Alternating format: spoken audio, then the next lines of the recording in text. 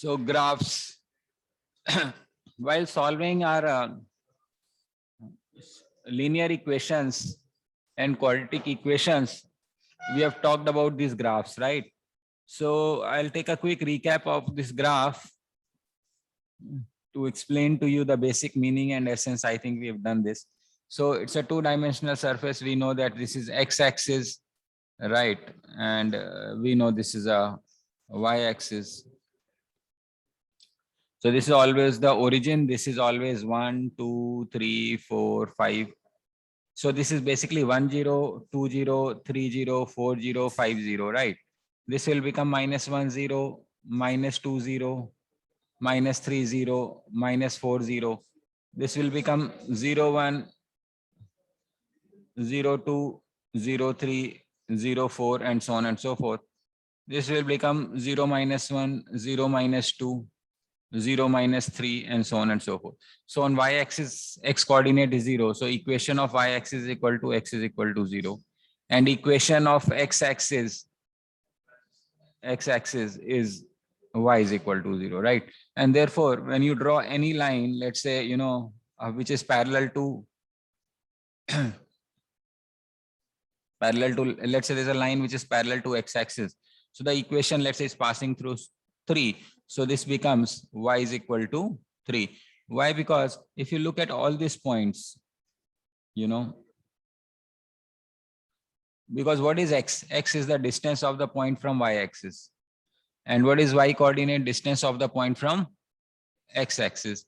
तो इसका ये जो पॉइंट है ये क्या बनेगा 1 3, ये क्या बनेगा 2 3, ये क्या बनेगा 3 3, ये क्या बनेगा 4 3, ये क्या बनेगा 5 3. So if you see all these points, y coordinate is constant, which is 3, and therefore y is equal to 3. We are able to get this answer by the very same logic. Any line, let's say, which is parallel to, let's say, y-axis. Now if you look at this particular coordinate, this is minus 4 0, and this will become so this is an equation,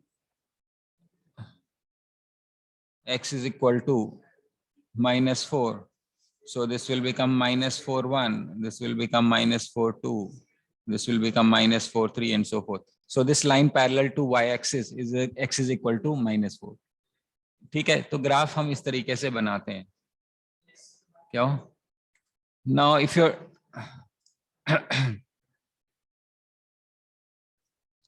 so any line which is in the form of y is equal to k is parallel to x-axis, and any line which is y-x is equal to k is parallel to y-axis. So that's the basic form of equation. So now if you were to draw this line y is equal to x, for example. So I'm interested in drawing a line which says y is equal to x.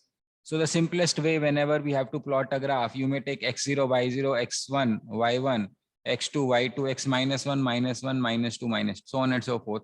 So this 0, 0 is a point here. Let's say 1, 1 is a point here. So this is 1. Let's say this is 2. So the 2, 2 is minus 1 would be here. Minus 2 would be here. Now, if you draw a graph of this y is equal to x, you see it's forming a straight line which is equally inclined to both the sides. Right. So what happens when you say y is equal to, let's say, y is equal to minus x. So once again, you have x and y. So x0, y0 should not be a problem. x1, so y becomes minus 1. x2, y becomes minus 2. If you take minus 1, it will become 1. If you take minus 2, it will become plus 2. So what do you see? X is equal to 1, y is equal to minus 1. X is equal to 1, y is equal to minus 1. You take x is equal to 2, y is equal to minus 2, x is equal to 3, minus 3. And when you take x is equal to minus 1, this becomes 1. This becomes 2. So if you look at this line, this becomes a line like this. It's an inclination. So y is equal to x की value ये बनेगी. ठीक है. अगर मैं इसका graph बनाऊं और आपसे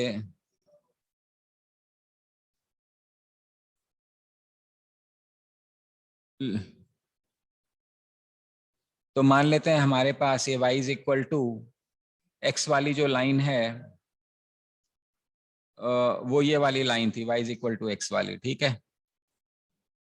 अगर मैंने इधर मॉड लगा दिया, मैंने क्या लगा दिया, मॉड लगा दिया, तो होगा क्या, मॉड लगाने से अगर हम x की वैल्यू नेगेटिव भी है तो y की वैल्यू पॉजिटिव हो जाएगी, यानी कि x y है x0। अगर x की वैल्यू मैंने -1 ले ली तो y 1 हो जाएगा, x -2 ले लिया तो भी ये 2 हो जाएगा, यानी this graph cannot move towards negative y। इसका मतलब in a sense there is a mirror and the graph will be reflected upwards. तो ये ग्राफ ये बन जाएगा। तो मॉड, अगर हम y equal to mod x का ग्राफ करेंगे तो जो ग्राफ है वो y एक्सिस के नीचे नहीं जाएगा, x एक्सिस से नीचे नहीं जाएगा, वो रिफ्लेक्ट हो जाएगा। कोई भी ग्राफ के आगे जब मॉड लगा देते हैं तो जो नीचे वाला ग्राफ है वो शिफ्ट होके ऊपर चला जाता है, ठीक है। उसी तरीके से मान लेते हैं, मैंने बोला कि y is equal to mod x की बजाय मान लेते हैं y इज इक्वल टू +2 कर दिया, x यानी कोई फंक्शन के बाद मैंने कांस्टेंट ऐड कर दिया, तो ग्राफ क्या होगा, ये वाला मेरा जो ग्राफ था ये था y is equal to x था। अब मैंने किया y is equal to x+2, यानी कि जो y एक्सिस है y.0 कब होगा, जब x की वैल्यू -2 होगी, यानी कि ये वाला जो ये -2 है, इसका मतलब ये जो लाइन है ये 2 यूनिट कहाँ शिफ्ट हो जाएगी, लेफ्ट साइड में। तो इसका मतलब जो ग्राफ बनेगा वो मेरा इसके पैरेलल बनेगा और यहाँ बन जाएगा, it is moving towards left. तो मेरा ग्राफ कहाँ मूव कर गया, लेफ्ट साइड में मूव कर गया। क्यों, क्योंकि जब x की वैल्यू -2 होगा तो y 0 होगा। उसी तरीके से मान लेते हैं मैंने कहा y is equal to x-2, तो जब x की वैल्यू 2 होगी तब ये 0 होगा, यानी कि मान लेते हैं 1 है ये 2 है, तो जो मेरा ग्राफ होगा वो 2 यूनिट, ये वाला जो मेरा ग्राफ है 2 यूनिट राइट में शिफ्ट हो गया। सो जब हम प्लस करते हैं तो ग्राफ लेफ्ट में शिफ्ट हो जाता है, जब माइनस करते हैं तो ग्राफ राइट में शिफ्ट हो जाता है। समझ में आ रही बात। उसी तरीके से मान लेते हैं मैंने मल्टीप्लाई कर दिया, मान लेते हैं मेरे पास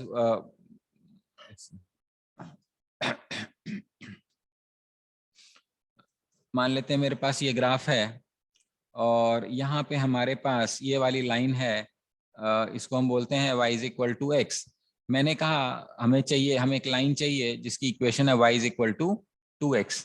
अब हो क्या रहा है, ये x है ये y है, x0 y0 इसमें तो कोई प्रॉब्लम नहीं है, लेकिन x की वैल्यू 1 करेंगे तो y की वैल्यू 2 बनेगी, x की वैल्यू 2 करेंगे तो y की वैल्यू 4 बनेगी, अगर x की वैल्यू अपने हाफ करी है तब जाके y की वैल्यू 1 बनेगी।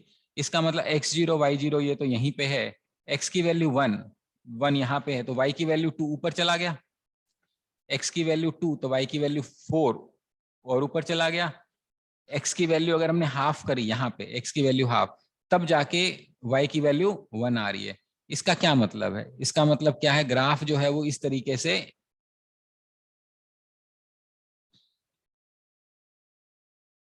टूवर्ड्स y एक्सिस मूव कर गया। मल्टीप्लाई करने पे क्या हुआ, वो टूवर्ड्स y एक्सिस मूव कर गया, क्योंकि y की वैल्यू बढ़ रही है, जब बढ़ रही है तो उसका स्लोप जो है वो ज्यादा हो गया और एंगल बढ़ गया, यानी ऊपर की तरफ चिपकेगा। तो ये हमारा y is equal to 2x का फॉर्मेट है। मान लेते हैं मैंने इस इक्वेशन को बोल दिया y is equal to 1/3x मान लेते हैं, तो शिफ्ट होगा टूवर्ड्स x, लेकिन ज्यादा तेजी से शिफ्ट होगा, क्योंकि बहुत ज्यादा तेजी से वैल्यू बढ़ रही है। मान लेते हैं मेरे पास x है, y, x की वैल्यू 0 y की वैल्यू 0, कोई फर्क नहीं पड़ता, x की वैल्यू 1 तो y की वैल्यू 1/3, यानी x की वैल्यू यहाँ पे है तो y की वैल्यू बिल्कुल नीचे की तरफ है, यहाँ पे है। x की वैल्यू हमने 2 कर दी, x की वैल्यू जब अपन 3 करेंगे तब जाके, जब x की वैल्यू 3 करेंगे तब जाके ये वाली वैल्यू यहाँ पे कहीं आएगी। इसका मतलब ये है कि अगर हम इसका ग्राफ बनाएंगे तो एक्चुअली तो ऐसे आना चाहिए, इसको मैं थोड़ा सा ऊपर, ठीक है। तो ये इसका जो डिक्लाइन है वो टूवर्ड्स एक्स एक्सिस हो जाएगा, यानी कि y is equal to X है, मान लो हमने मल्टीप्लाई कर दिया तो x एक्सिस से दूर चला जाएगा, और अगर हमने डिवाइड कर दिया तो x एक्सिस के पास आ जाएगा। ये हमारी वर्टिकल मूवमेंट है, यानी दो तरह की मूवमेंट है, एक इस तरीके से मूव करेगा हॉरिजॉन्टली लेफ्ट राइट में, और एक अलोंग एक्सिस टुवर्ड्स झुकेगा, या तो वाई की टुवर्ड्स झुकेगा या एक्स की टुवर्ड्स झुकेगा। हमें ये समझना पड़ेगा कहाँ कहाँ झुकेगा। समझ में आ रही है? ये लीनियर इक्वेशंस की हम मतलब सिंपलेस्ट इक्वेशन की मैं बात कर रहा हूँ। मान लेते हैं मैंने इसी सारी चीज को एक और तरीके से एक और एग्जांपल लेके करा देता हूँ ताकि हमारा पक्का हो जाएगा। मान लेते हैं हमारे पास एक क्वाड्रेटिक इक्वेशन है y is equal to X square. ठीक है, तो y is equal to X square का अगर मैं ग्राफ बनाता हूँ, सिंपलेस्ट जो पॉसिबल ग्राफ है, तो वो क्या बनेगा? वो ये ऐसा सा बनेगा, पैराबोलिक फंक्शन।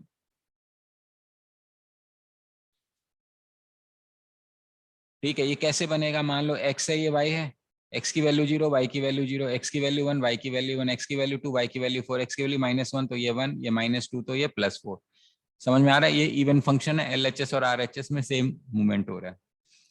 ठीक है, अब मान लेते हैं मैंने इसमें क्या किया, मान लेते हैं मैंने इसमें +2 ऐड कर दिया। अब मुझे चाहिए y is equal to X square +2, मैंने फंक्शन में ऐड कर दिया। तो ग्राफ कहाँ मूव करना चाहिए? लेफ्ट में। जब x की वैल्यू 0 होगी तब y की वैल्यू 2 आएगी। तो x0 y2 कहाँ चला जाएगा? ऊपर।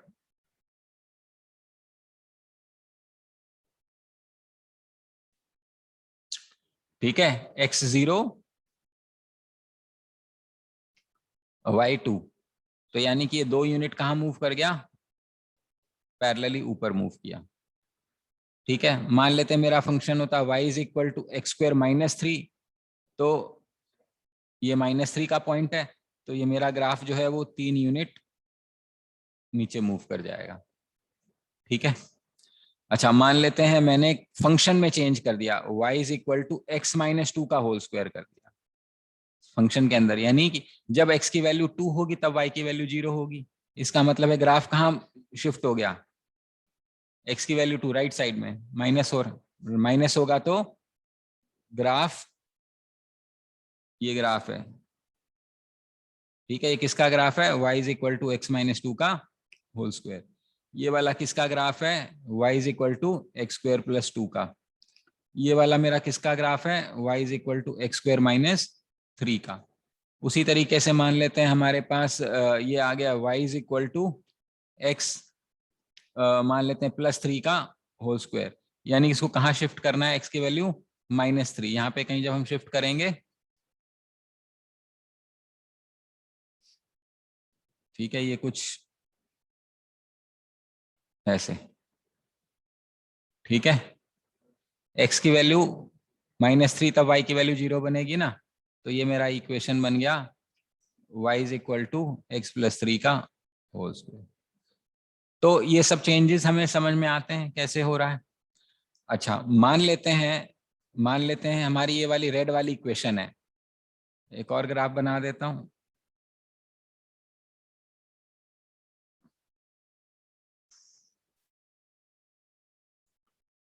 ये मेरी क्या इक्वेशन है? y is equal to X square -3।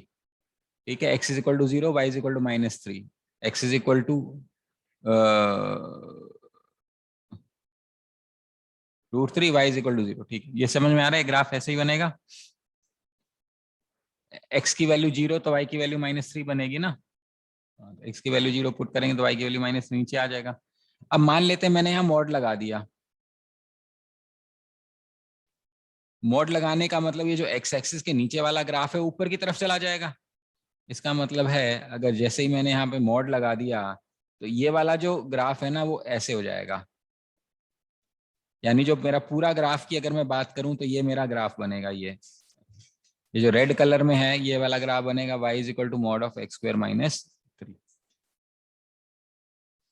ठीक है, तो इसका मतलब है कैसे ग्राफ हमारा मान लो ऐसे है, इधर भी जाएगा, इधर भी जाएगा, लेफ्ट राइट मूवमेंट करेगा और अप डाउन मूवमेंट करेगा। उसके बाद ये जो पंखुड़ियां हैं वो क्लोज भी होंगी और ओपन भी होंगी। वो कब होंगी? जब हम फंक्शन को कांस्टेंट से मल्टीप्लाई करेंगे। जैसे कि मान लेते हैं वापस y is equal to X square मान लेते हैं मेरा फंक्शन है, और मैंने अपना ये इक्वेशन बनाया है। तो y is equal to X square जो बनेगा मान लेते हैं ये बनेगा। अगर मैंने कहा y is equal to 2x square, इसका क्या मतलब है? जब x की वैल्यू 1 होगी तो y की वैल्यू 2 बनेगी, यानी ये जो टुवर्ड्स y एक्सिस ग्राफ बन रहा है, मान लेते हैं मुझे ये वाला चाहिए, तो ये पतला सा हो जाएगा, इस टाइप से हो जाएगा। ठीक है, अगर मान लो मैंने कहा y is equal to 1/2x², तो हिल जाएगा, ये हो जाएगा। तो ये बन जाएगा y is equal to half of x² का ग्राफ है, और ये वाला y is equal to 2x² का ग्राफ है, और ब्लैक वाला मेरा y is equal to x² का ग्राफ है। आ रही बात समझ में क्या होएगा? हाँ, मतलब ऐसा फैला हुआ है, अगर मल्टीप्लाइंग बढ़ेगा तो ऐसा क्लोज होता जाए, ऊपर ऊपर जाता है। हाँ, खुलेगा तो y एक्सिस के इधर जाएगा, नीचे। हाँ, समझ में आ रहा है, मतलब ऊपर नीचे मल्टीप्लाई होगा। तो अगर हमने कर दिया y is equal to -x², तो क्या होएगा?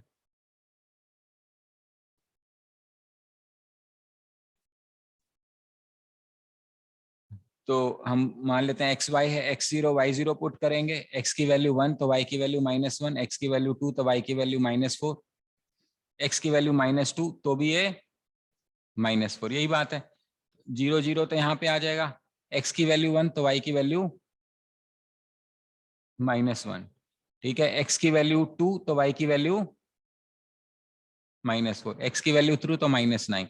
वैसे x की वैल्यू -1 करेंगे,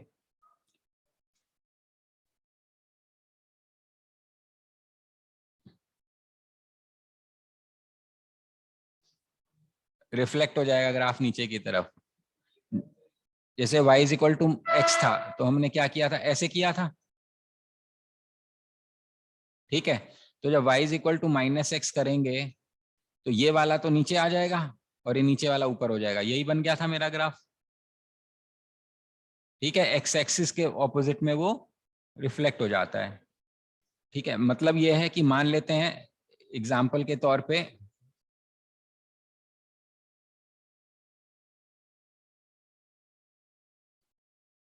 y is equal to x² - 3 का ग्राफ कैसे बनेगा? जब x की वैल्यू 0, x की वैल्यू 0, तो y इज इक्वल टू इस तरीके से बनेगा। ये था मान लेते हैं मैंने कहा y is equal to mod of x² - 3, तो हमारा क्या ग्राफ बन रहा था, ये ऊपर चला जाएगा नीचे वाला, तो मेरा ग्राफ क्या बनेगा, सिर्फ ये वाला। ठीक है, अब मान लेते हैं मैंने क्या किया, y is equal to minus of x² - 3 कर दिया। अब जो ग्राफ ऊपर की तरफ नजर आ रहा है, वो ग्राफ बिल्कुल ही रिफ्लेक्ट हो जाएगा नीचे की तरफ, उल्टा इमेज बन जाएगी।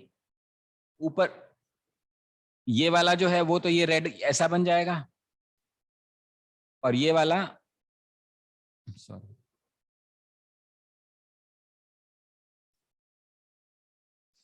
जो ब्लू ऊपर जा रहा है वैसा सा रेड नीचे आ जाएगा। समझ में आ रहा है? माइनस लग गया ना, तो वाई में रिफ्लेक्ट हो गया। हाँ जी, समझ में आ रहा है क्या बोल रहा हूं मैं? इसकी जो रिफ्लेक्शन है वो ये हो गई, और इसकी जो रिफ्लेक्शन है वो ये हो गई। इसकी रिफ्लेक्शन ये है, इसकी रिफ्लेक्शन ये, इस ब्लू वाले की नीचे वाली ब्लू। ठीक है, समझ में आ रहा है क्या हो रहा है? क्वाड्रेटिक फंक्शन इस टाइप से चलता है। उसके बाद हम कुछ और बेसिक चीजें ले लेते हैं। इस this will help you to manipulate all kinds of addition, subtraction, multiplication, modification and putting a minus in front of those. इस सारों का ये पर्पस है।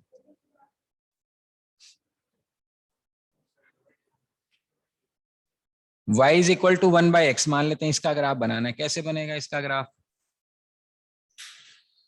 जब x की वैल्यू बढ़ेगी तो y की वैल्यू कम होगी, x की वैल्यू बढ़ेगी तो y की, मान लेते हैं x की 0, x 0 हो ही नहीं सकता।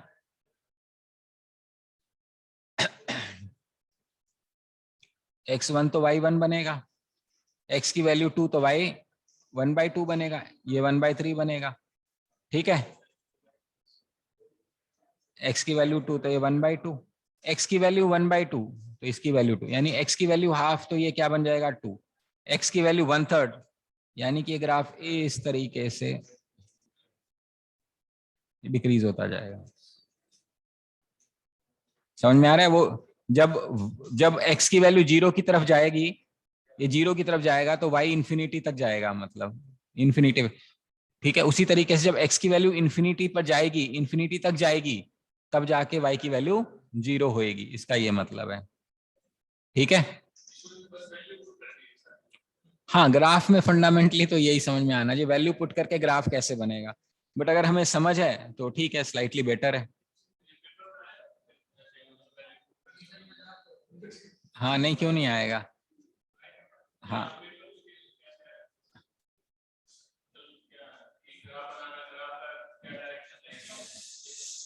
Find the area of mod of x plus 2 is equal to 4, question है अभी।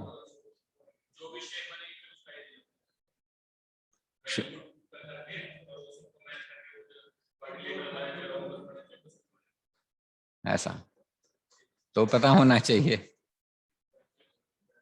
मान लेते हैं -1/x कर दिया तो, अच्छा पहले तो ये पूरा ही करते हैं, अभी तो पॉजिटिव वैल्यू आई है, x की वैल्यू -1 तो y की वैल्यू भी -1, x की वैल्यू -2 तो y की वैल्यू -12।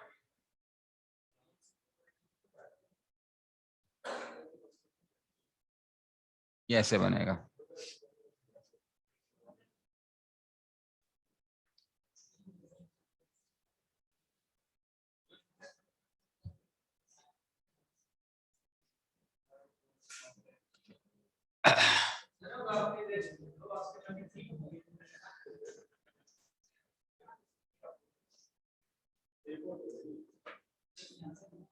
अच्छा अगर हमने कहा y is equal to -1/x तो ग्राफ रिफ्लेक्ट हो जाएगा, कहाँ पे रिफ्लेक्ट होएगा बताओ।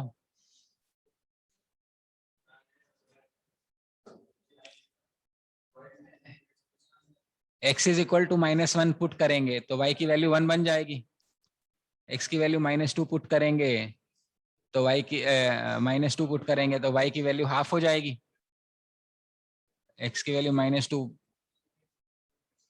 ठीक है, x की वैल्यू -12 तो ये 2 हो जाएगा। यानी ये जो दिख रहा है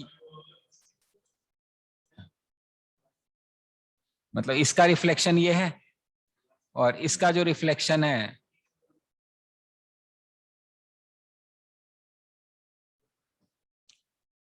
ये माइनस का है।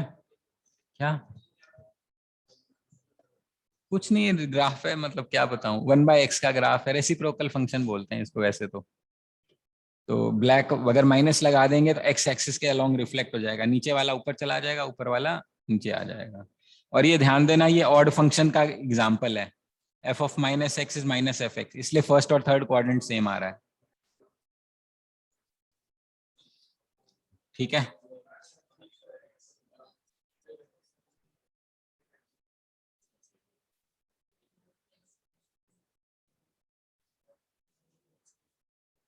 मान लेते हैं हमारे पास कोई इक्वेशन है y is equal to a की power x, a is some constant value, इसमें 2-3 पॉसिबिलिटीज हो सकती हैं। a is equal to e, a is greater than e और a is greater than 1 but less than e, e की value 2.71 होती है।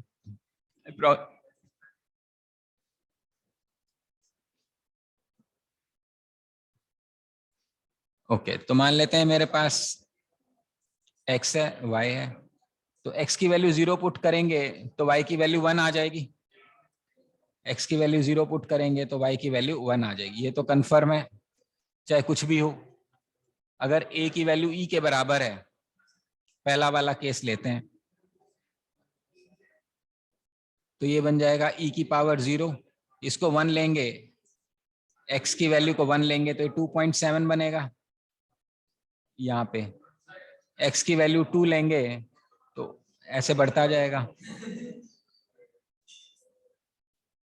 अच्छा, x की वैल्यू को अगर हमने -1 ले लिया तो 1/e बनेगा, तो ये तो बढ़ता जा रहा है।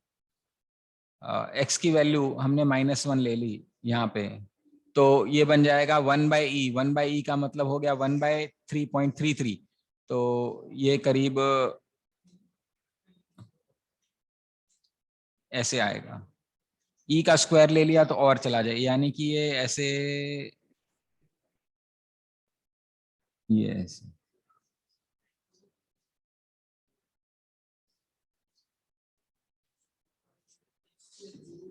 ये a is equal to e। अगर हमने a is greater than e ले लिया, a is greater than e, तो मान लेते हैं 3 हो जाएगा। x की वैल्यू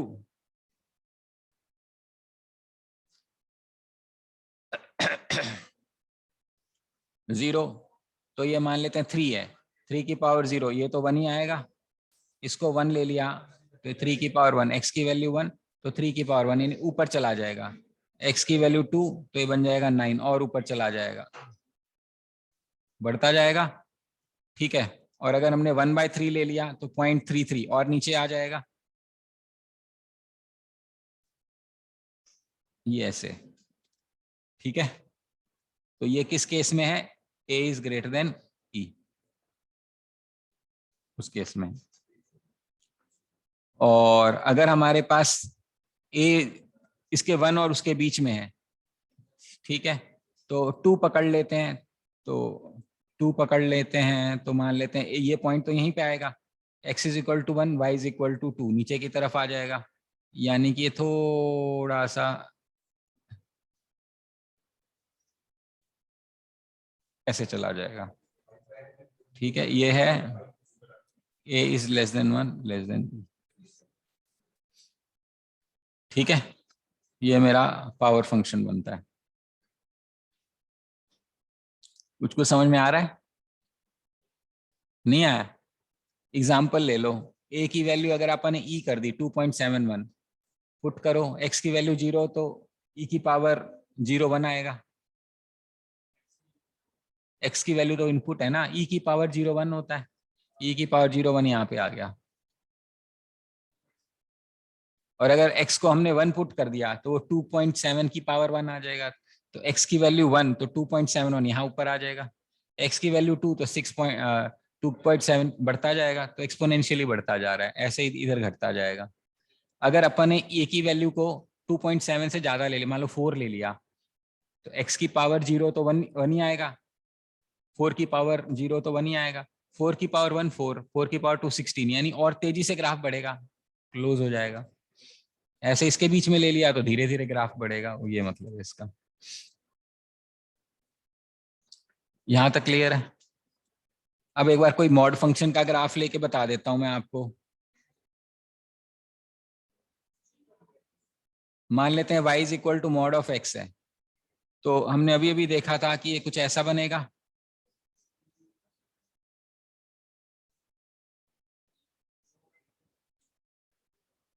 अच्छा, y is equal to mod of x plus 2, यानी जब x की वैल्यू 0 बनेगी तो y की वैल्यू 2 बनेगी। ये ग्राफ कैसे बनेगा? 2 यूनिट ऊपर चला जाएगा,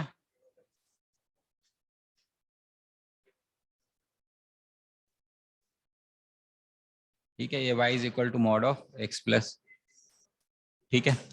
वैसे ही मान लो माइनस होता तो नीचे आ जाता, या ये ले लेता हूं, y is equal to mod of x minus 2। x minus 2 का मतलब ग्राफ कहाँ चला जाएगा?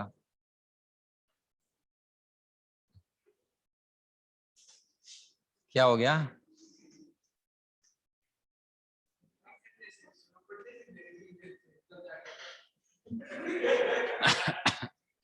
okay, now let's say I take y is equal to mod of x minus 2।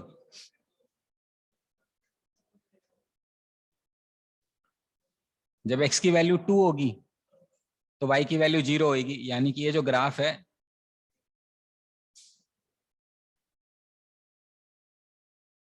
ये इधर मूव करेगा। ठीक है, ये वाला क्या हो गया, y is equal to mod of x minus two. ठीक है, वैसे ही अगर मान लो कहते हैं y is equal to mod of x plus two, तो ये 2 यूनिट्स यहाँ पे आ जाएगा।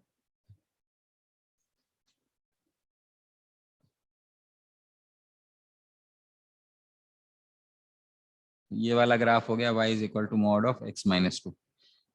समझ में आ रहा है? यानी कि अगर हमारा, सॉरी,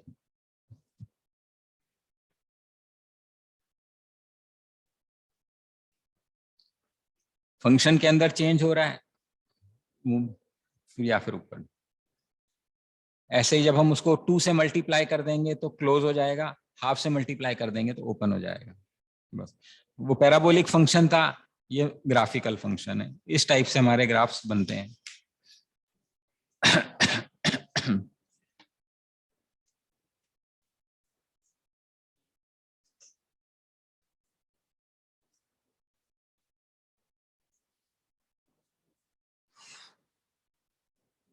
लॉग तो मैं बता चुका हूं, लॉग फंक्शन, या नहीं बताया मैंने? लॉग नहीं, मान लेते हैं हमारे पास y is equal to log x का ग्राफ है। ऑफ कोर्स लॉग एक्स अभी हमने पढ़ा नहीं है, बट लॉग ऑफ 1 की वैल्यू जो होती है वो हमेशा 0 होती है। तो x की वैल्यू अगर मैंने 1 कर दी तो y की वैल्यू 0। जैसे जैसे log x का वैल्यू बढ़ती जाती है ऐसे बढ़ता जाता है।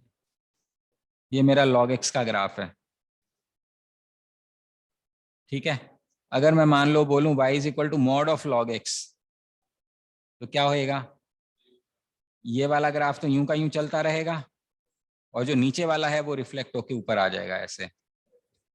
ठीक है, तो ये किसका ग्राफ है? y is equal to mod of log x. ठीक है,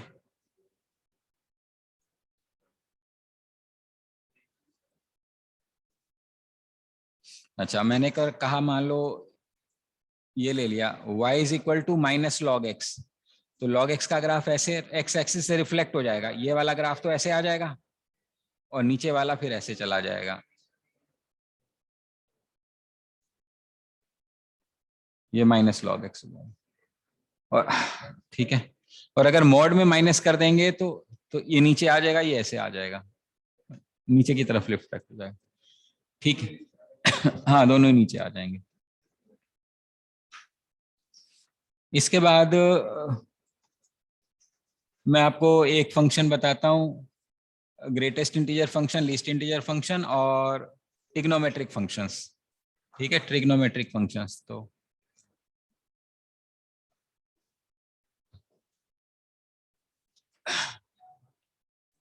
ट्रिग्नोमेट्रिक मैंने शायद कहीं बना रखा है, मैं वहां से उठा लूं ट्रिग्नोमेट्रिक कुछ। यहां से उठा,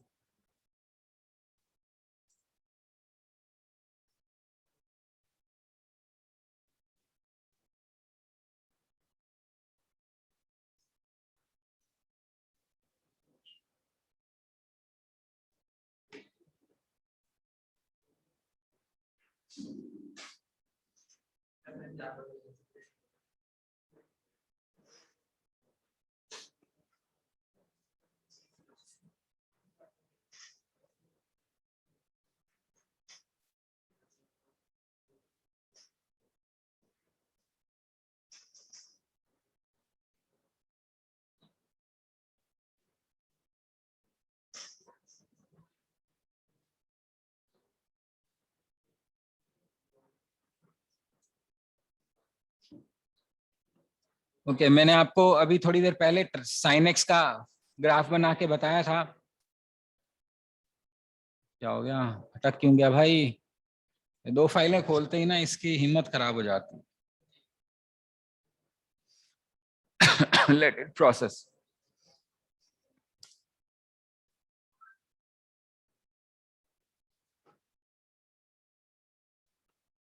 y is equal to sine x, अभी अभी हमने किया था, देखो ये 0 है, साइन 0 पे 0 हो जाता है। साइन 90, ये साइन 90 है, यहाँ पे 1 हो जाएगा। साइन 180 पे 0 हो जाएगा। साइन 270 पे -1 हो जाएगा, और 2 पाई पे 0, फिर ये बनता जाएगा। ये पीरियोडिक फंक्शन होता है। ठीक है, तो साइन एक्स का ग्राफ ये है। क्या हुआ? खुशी हो रही है किसी चीज की? क्या है? हैं? शरीफ नहीं है नहीं क्या? हैं? अच्छा, तो y is equal to sine x, देखो जैसे ये ग्राफ है, ठीक है।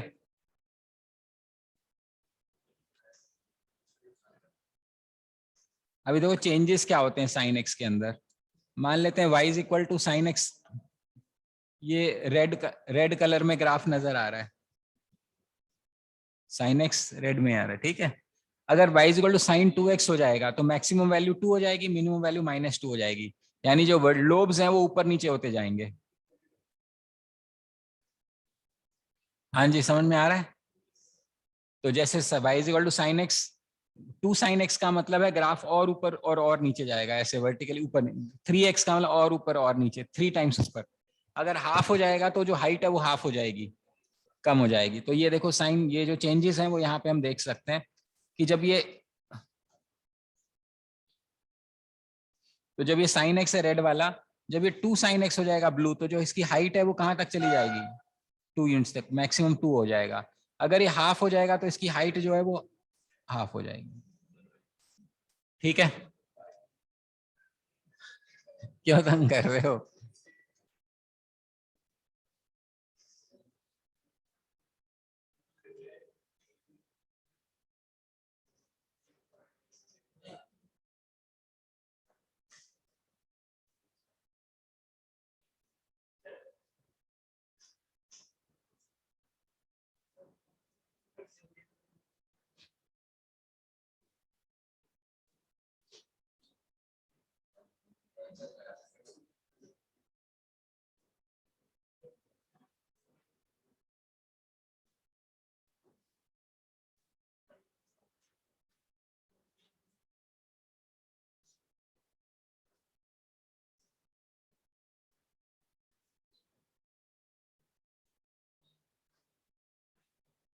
ये क्या है? चलो छोड़ो, मैं खुद ही करा देता हूँ। तो जैसे 2x 3x करने पे ये होगा, मान लेते मैंने कहा मेरा जो ग्राफ है y is equal to sine of 2x, तो उस केस में क्या बनेगा? हैं?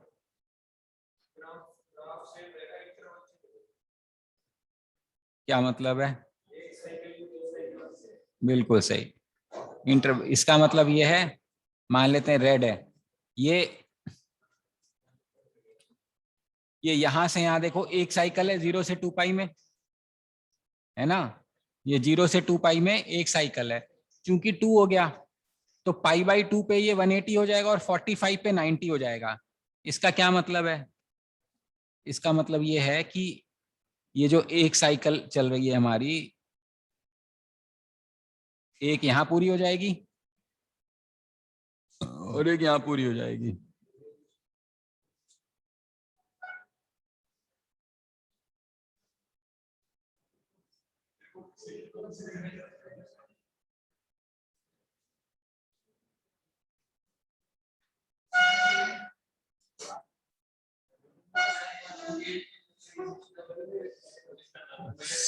समझ में आ रहा है? यानी कि 2 बार हो जाएगा ये सिस्टम। 0 से 2 पाई के बीच में एक बार लोब चलता है, ये 2 बार लोब चलेगा। अगर y is equal to sine 3x हो जाता, फिर क्या होता? 3, एक ऊपर नीचे, एक एक 2 3, ऐसे 3 बार हो जाता। समझ में आ रही बात? और अगर ये हाफ हो जाता, मान लेते हैं y is equal to half x, sine of half x, यानी ये जो एक लोब में 2 बार हुआ है ना, अगर मैं इसको हाफ कर देता तो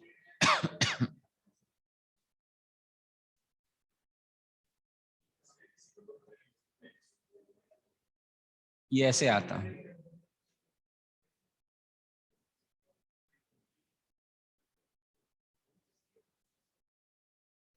ये बनता। समझ में आ रहा है ये वाला?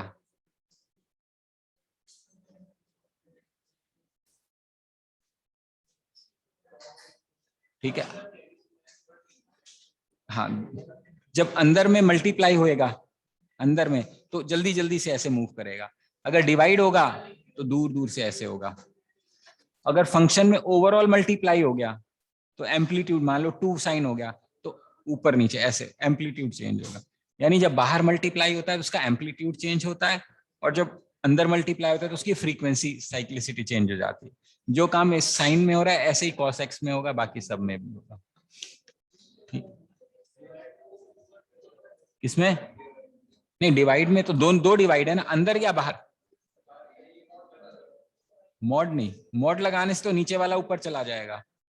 जैसे देखो, मान लो मैंने कहा y is equal to half sine x, बाहर है ना, ये बाहर, x में हाफ नहीं है, बाहर है, तो जो ऊपर हाइट है ना वो आधी हाइट रह जाएगी इसकी। मान लो मैंने कहा y is equal to 4 sine x, तो ये जो हाइट थी यहाँ पे, ये 4, ये 4 तक चली जाएगी, ऐसे ये 4 आ जाएगी यहाँ पे। बाहर मल्टीप्लाई होगा ना तो हाइट ऊपर नीचे जाती जाएगी, इसका ये मतलब है। ठीक है, जो तुम कह रहे हो मॉड होगा, उसमें क्या होगा, उसमें मान लो ये वाला है, मान लेते हैं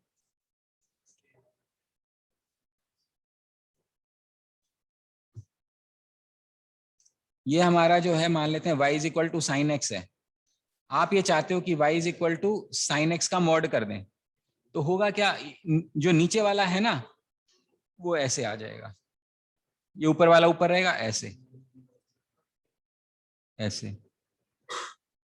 तो इसका मतलब मेरा जो ग्राफ बन गया ये बन गया ऐसे ऐसे।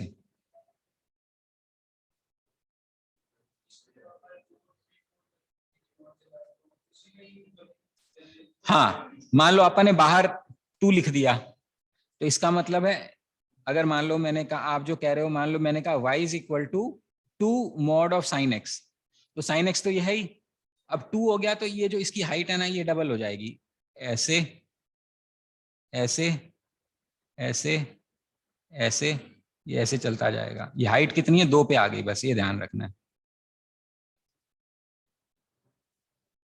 क्योंकि हमने 2 कर दिया। 3 कर देते हो तो 3 तक चली जाती बस। हाँ, और ऊपर चली जाती। बोलिए, यहां तक बात समझ में आ रही है? ओके। उसके बाद आता है greatest integer function and least integer function.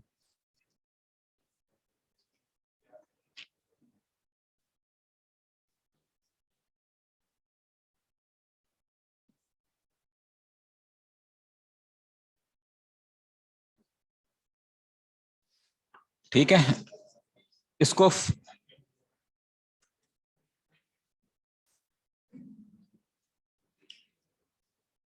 इसको फ्लोर फंक्शन के नाम से भी जाना जाता है।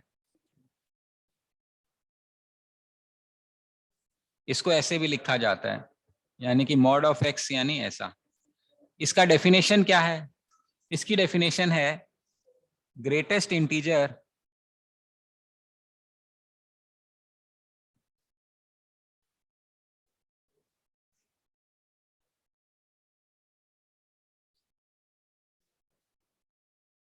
लेस देन और equal to the given value. क्या मतलब है इस बात का, मैं समझाता हूं। मान लेते हैं ये हमारा y is equal to greatest integer function है, ये x है, ये y है। अगर मैंने x की वैल्यू 0 रखी तो y की वैल्यू 0। अगर मैंने x की वैल्यू 0.5 रखी मान लो, तो ग्रेटेस्ट इंटीजर लेस देन और इक्वल टू गिवन वैल्यू, यानी कि 0.5 से बड़ा इंटीजर होना चाहिए लेकिन 0.5 से छोटा होना चाहिए। तो 0.5 से छोटे इंटीजर कौन से होंगे, 0, -1, -2, तो उनमें सबसे बड़ा कौन सा होगा, 0। 0.888 तो भी क्या होगा, 0। 0.9999 क्या होगा, 0। जैसे ये 1 आएगा ये क्या बन जाएगा, 1। मान लेते हैं मैंने कहा 1.5, तो ये क्या बन जाएगा, 1।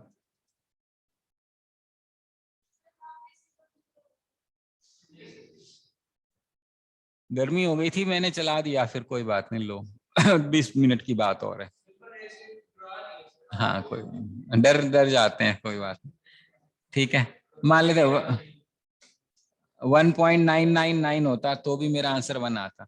जैसे ही 2 हो जाता 2 आ जाता, 2.1 हो जाता 2 आ जाता, -0.5 होता तो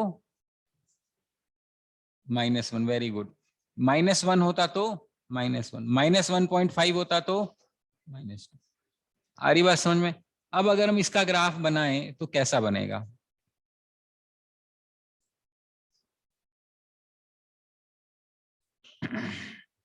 अब ये मान लेते हैं हमारे पास 0 0 पॉइंट है, ये 1 है, ये 2 है, ये 3 है, ये 4 है, यहाँ -1 है, ये -2 है, ये -3 है, अगर x की वैल्यू 0 तो y की वैल्यू 0 इंक्लूडेड है, x की वैल्यू 0.5 तो y की वैल्यू भी 0, 0.600000। जैसे ही x की वैल्यू 1 पहुंचेगी कहां हो जाएगा इसकी वैल्यू?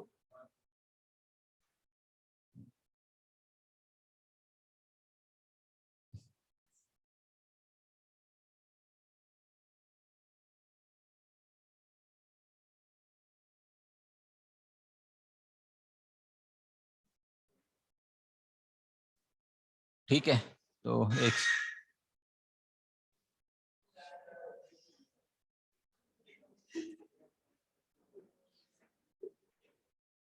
1 पे ये ओपन ब्रैकेट है,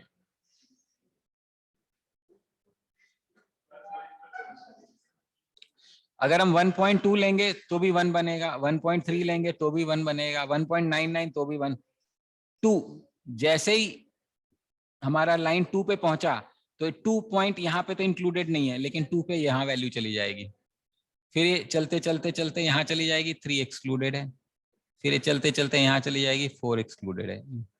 इधर क्या होगा? ये तो इंक्लूडेड है, जब x की वैल्यू 0.5 होगी तो y की वैल्यू कितनी बनेगी? -1, यानी कि ये पॉइंट यहाँ छोड़ के -1 इंक्लूडेड है, फिर ये छोड़ के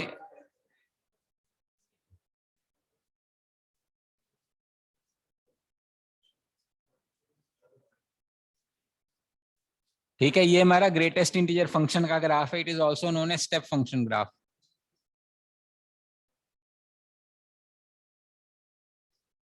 क्योंकि स्टेप्स की तरह चल रहा है ना, इसलिए इसको स्टेप फंक्शन ग्राफ भी बोलते हैं। यही ग्राफ है, कॉमन लाइन यही ग्राफ है, इसी ग्राफ बोलते हैं। ऐसे ही हम लीस्ट इंटीजर फंक्शन ग्राफ भी बना सकते हैं, उसको सीलिंग फंक्शन ग्राफ बोलते हैं।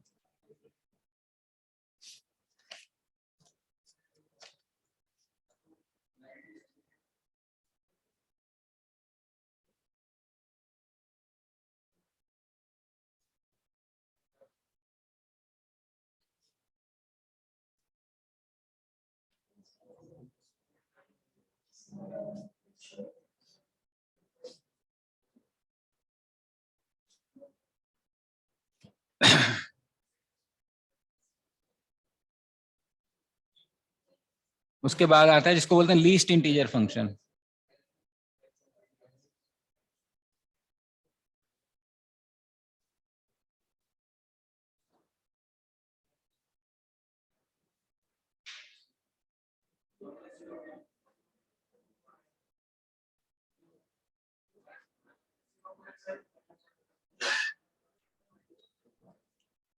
इसको बोलते हैं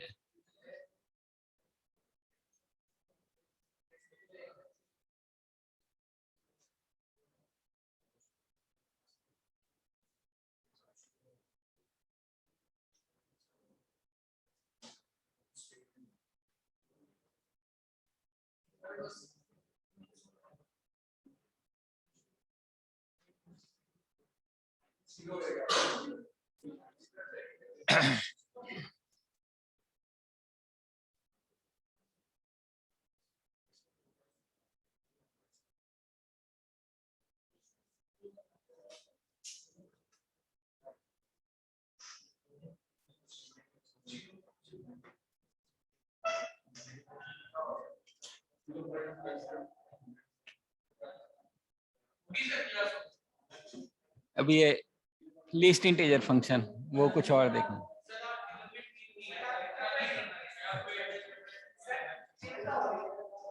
बस लीस्ट इंटीजर के बाद चिंता खत्म है। कौन?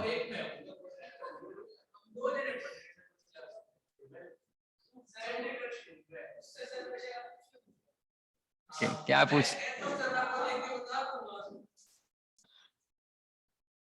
ठीक है, हो गया क्या? आप देखें आगे। नहीं नहीं, बस लास्ट लास्ट ग्राफ है, इसके बाद डन है। कौन सा माइनस वाला? हमें -0.5 चाहिए। हमें चाहिए ग्रेटेस्ट इंटीजर लेस देन और equal to given value. Equal to तभी आएगा जो इंटीजर होगा, यानी कि मुझे -0.5 से छोटा इंटीजर चाहिए, लेकिन उसमें सबसे बड़ा, यानी -0.5 से छोटा इंटीजर कौन सा होगा? -1, -2, -3 सोन होगा।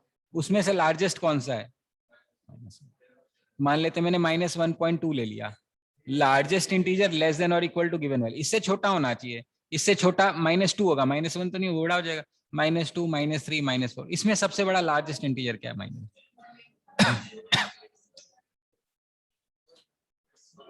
-1 माइनस है ना। -0.8 से छोटी वैल्यू होनी चाहिए।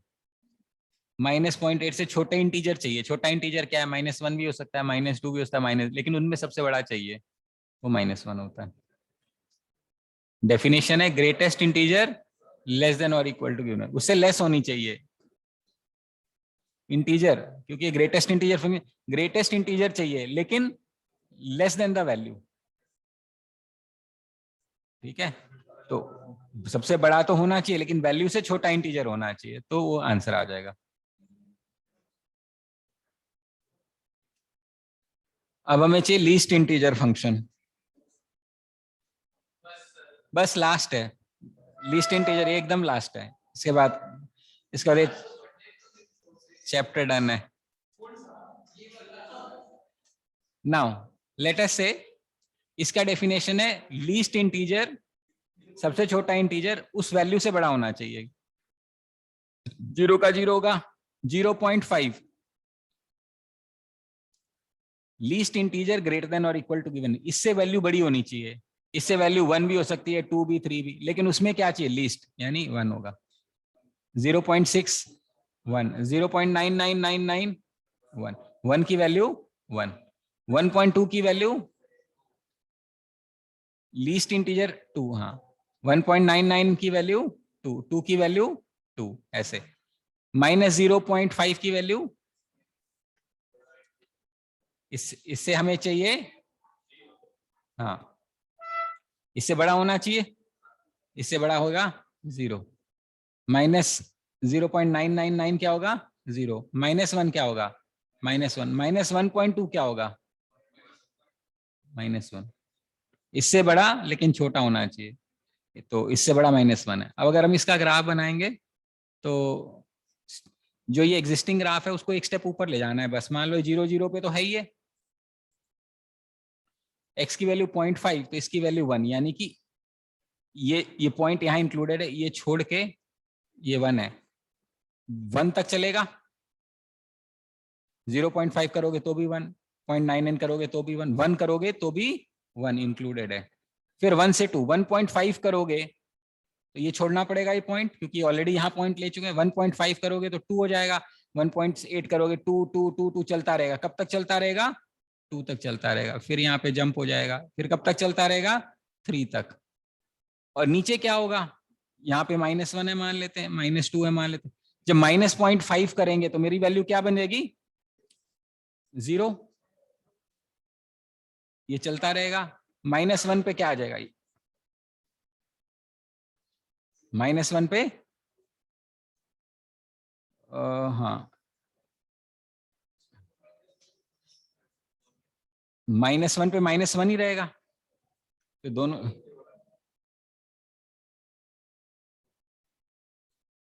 अच्छा, ये छोड़ना पड़ेगा ना, क्योंकि जब x की वैल्यू -1 करेंगे तो यहाँ पे आएगा, तब y की वैल्यू -1 आएगी ना। x की वैल्यू -999 तक तो यहाँ चलेगा। जैसे x की वैल्यू -1 आई तो -1 तो नीचे होता, यहाँ पे होता है, तो y की वैल्यू भी -1 हो जाएगी ना। यहाँ ये 2 छोड़ना पड़ेगा, ये 2 इंक्लूड हो जाएगा। ठीक है, अगर हम इस डेटा को पीछे वाले से कंपेयर करें, अगर मैं इसमें +1 कर दूं 0 छोड़ के, तो नीचे वाली वैल्यू आ जाएगी। देखो मतलब इंटीजर पे, क्योंकि इंटीजर पे तो इक्वल टू हो जाएगा, इंटीजर छोड़ के मान लो यहाँ पे 0.5 था तो 0 था, नीचे 1 आ जाएगा। देखो 0.5 पे 1 आ गया। यहाँ पे मान लेते हैं अपना 1.2 पे 2 था, वहां पे क्या होना चाहिए, 1 ही होना चाहिए। यानी उसमें 1 ऐड कर देंगे तो नीचे वाला ग्राफ बन जाएगा, एक्सेप्ट फॉर इंटीग्रल पॉइंट, क्योंकि इंटीग्रल पे तो इक्वल होगा ना 1, क्योंकि इसमें भी 1 पे 1 है, उसमें भी 1 पे 1 है, ऐड नहीं करना, बचे हुए में ऐड कर दोगे तो आपका ग्राफ चल जाएगा। हाँ ऊपर वाले में ऐड कर दोगे, यानी जो नीचे वाला फंक्शन है उसको अगर हम एक स्टेप ऊपर कर देंगे तो मेरा काम चल जाएगा। हाँ जी बोलिए, समझ में आ रही बात यहां तक? चलो very good. So this takes care of your graphs and functions है। हाँ कल हम कर लेंगे लॉग्स, नहीं लॉग्स नहीं, indices and shirts and log दोनों होंगे कल, ठीक है। चलिए that's all from my side, thank you very much.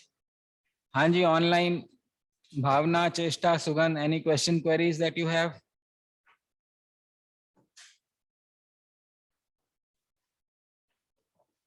No, sir.